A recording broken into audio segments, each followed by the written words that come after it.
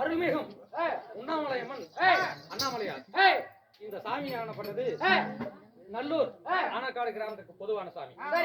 இரண்டு சாமிகளும் இன்று வீதி உலா வந்திருக்கின்றது. அந்த வீதி உலா வந்திருக்கின்ற போது இந்த ஆனக்காடு கிராமத்தில் எழுந்தருளிய இடத்தில் அமர்ந்து கொண்டிருக்கின்றது. அதனால் இந்த ஊர் பொதுமக்கள் அனைவரும் சேர்ந்து இன்று ஓரிரவு இந்த மக்கள் அனைவரும் அம்மனுக்கு நின்பதாக உறங்காமல் கண் விழித்துக் கொண்டு இருக்க வேண்டும் என்று ஓரிரு சதுர்கூத்து வைத்திருக்கின்றார். சதுர்கூத்து வைத்திருக்கின்றார். எப்படி என்றால் இந்த சதுர்கூத்தினை காலைப்பிழை, மத்தாளப்பிழை, சுதிப்பிழை, ஏவற்ற பிழைகள் இருந்த போதிலும் தன்னுடைய வயிற்றிலே ஒரு குழந்தை பிறந்தால் அது தவறு செய்துதான் தீர வேண்டும். அந்த குழந்தை தவறு செய்தால் தன் தாய் தந்தை எப்படி மன்னிக்கிறார்களோ அதுபோல் எங்களை மன்னித்து அருள வேண்டும். சபையோர்களே வணக்கம்.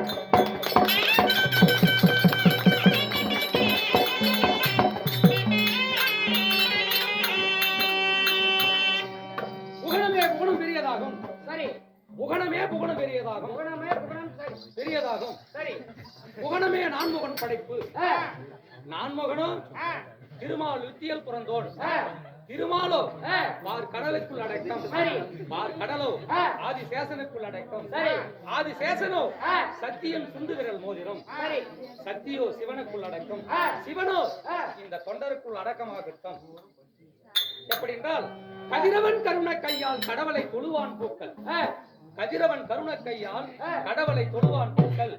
காலையில் கதிரவன் கிழக்கு திசையில் உதயமாகின்ற போது ஏனென்றால் சூரியன் இரவை பகலாக மாற்றுகிறார். பகலை இரவாக மாற்றுகிறார். அப்படி அவர் இல்லைன்னா இந்த பொழுது கிடையாது. ஏன் உலகத்தில் பெரிய கடவுள் அவர்தான். அவர் என்ன செய்கிறார் என்றால் கதிரவன் கருண கையால் கடவுளை தொழுவான் பூக்கள் என்றால் காலையில் கிழக்கு திசையில் உதயமாகின்ற போது இந்த சிவபெருமானை பிரார்த்திக்கின்றதாம்.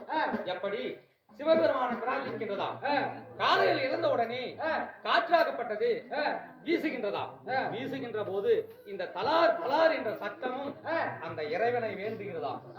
அப்படி தேனி கூட தன் மலர்ந்த சூழ்ந்த மலர்களை எடுத்துக்கொண்டு தன் இருப்பிடத்துக்கு செல்கின்ற போது கையென்று சத்தத்தோடு செல்கின்றதா. அப்படி கையென்று சத்தத்தோடு செல்கின்ற போது அதுவும் இந்த இறைவனை வேண்டுகிறதா. அதுபோல் தங்கள் எல்லோரும் இறைவனை வேண்டிக் கொண்டு இன்று நடத்தக்கூடிய நாடகம் என்னவென்றால் பக்த மார்கண்டன் சிவபூசை. இந்த சிவபூசையில் முதலாக யார் வரப்போகிறால் தேவலோகத்தை ஆண்டு வரக்கூடிய தேவேந்திர மன்னன் சபைக்கு வருகிறார்.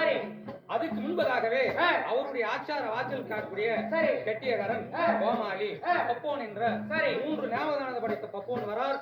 மற்ற விஷயம் அவரால் அறியலாம். சபையோர்களே வணக்கம்.